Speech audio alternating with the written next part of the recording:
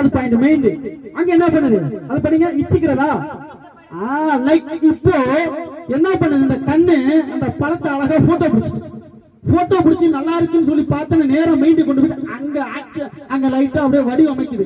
இச்சிக்கலாம், இப்படி சாப்பிடலாம்.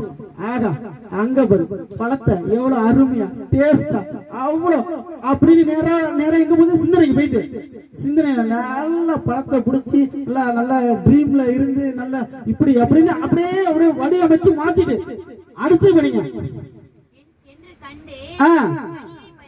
கனியை பறித்து புசித்து போதும் அந்த கனியை பறித்து புசித்து ஆக்ஷன் போயிட்டு பறிக்கிறாங்க. ஹார்ட் செயல்படுது அந்த இடத்துல. ஹல்லேலூயா, ஹல்லேலூயா. ஒரு மனிதனுக்குள்ள பாவம் இப்படிதான் செயல்படுது. அதனாலதான் வேதம் கற்பிக்கிறது, கண்ணானது சரீரத்தின் சொல்லுங்க விளக்காய் கிறிஸ்தவர்களாகிய நாம் இந்த கண்ணை சரியாக வைத்துக் கொள்ள வேண்டும்.